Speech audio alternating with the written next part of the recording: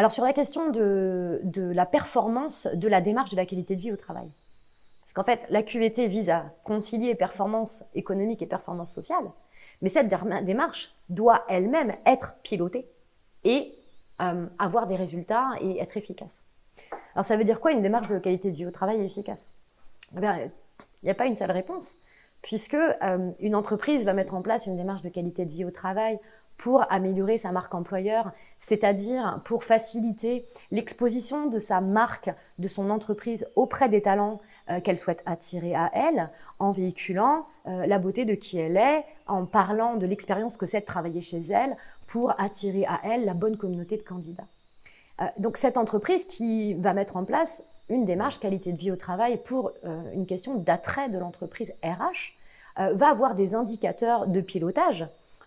qui vont être de l'ordre du recrutement. Donc c'est le service RH qui, dans son fonctionnement d'aujourd'hui, peut mesurer sa façon de fonctionner et sa performance et va pouvoir les comparer avec la réalité de ce qui est vécu une fois que la démarche de QVT est mise en place. Si je prends le cas d'une entreprise qui met en place une démarche de qualité de vie au travail pour limiter le mal-être au travail, le présentéisme, les absences pour burn-out, les arrêts de travail prolongés et interminables, vous entendez bien que les indicateurs pour mesurer cette efficacité ne seront pas les mêmes que dans le cas d'une entreprise qui cherche à améliorer sa marque employeur. Dès qu'une entreprise rentre dans la démarche qualité de vie des travailleurs chez Wunjo, dès le départ, on réunit les futurs membres du comité qualité de vie au travail pour les amener à réfléchir sur les enjeux majeurs de l'entreprise, sur les objectifs déclinés de ces enjeux et pour mettre en face de chaque objectif des indicateurs de mesure. De manière à prendre une photo de la situation d'aujourd'hui, de fixer des ambitions, un état désiré, un chiffrage de ces objectifs quanti et pourquoi pas rajouter des objectifs quali, soyons fous. Et ce tableau de bord de départ fabriqué par le comité QVT vient être mis en perspective avec le tableau de bord que l'équipe va constituer à l'occasion du séminaire où ils co-construisent leur plan d'action collectif. C'est-à-dire qu'on va donner le pouvoir aux collaborateurs de l'équipe de se poser la question des enjeux collectifs, de définir eux-mêmes leurs propres objectifs et leurs indicateurs de mesure. Donc, quand on arrive en phase 3 de la démarche, qu'on vient déployer le plan d'action, on le déploie avec en parallèle, en sous-couche permanente, une vraie fonction pilotage de la démarche. Et ce pilotage se fait à partir d'un tableau de bord qui se trouve être la réconciliation entre ce que la gouvernance de la QVT a imaginé comme enjeu, objectif et indicateur,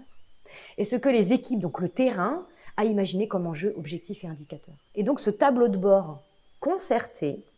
à ses propres indicateurs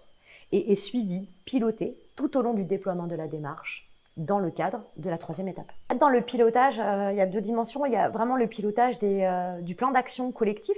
donc qui encore une fois a été co-construit par l'équipe elle-même, responsabilisée en la matière et validé par la gouvernance de la QVT. Donc des indicateurs collectifs qu'on mesure, qu'on analyse, qu'on pilote, avec l'autorisation de faire des marches avant, des marches arrière, etc. Et puis en parallèle, n'oublions pas que la qualité de vie des travailleurs, c'est la qualité de vie du travailleur. Et donc, chaque collaborateur de la structure, qu'il soit salarié, qu'il soit patron, peu importe, a son plan d'action individuel et va pouvoir aussi piloter son propre plan d'action individuel. Ce qui signifie qu'à échéance régulière, le travailleur a la possibilité de se connecter à son autodiagnostic, à la fameuse Wunjo App, pour aller repasser le questionnaire, le test en ligne, pour voir si les actions mises en place, lui avec lui-même, ou les actions mises en place par l'organisation, par l'équipe, pour nourrir sa propre qualité de vie au travail, voir si ces actions ont été positives et ont été efficaces.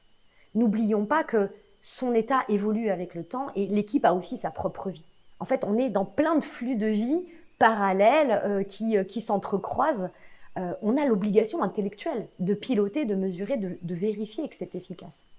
Mais on a aussi la nécessaire humilité quand on manage de l'humain, quand on s'occupe de l'humain, quand on s'occupe de soi, on a la nécessaire humilité de se dire que rien n'est jamais acquis.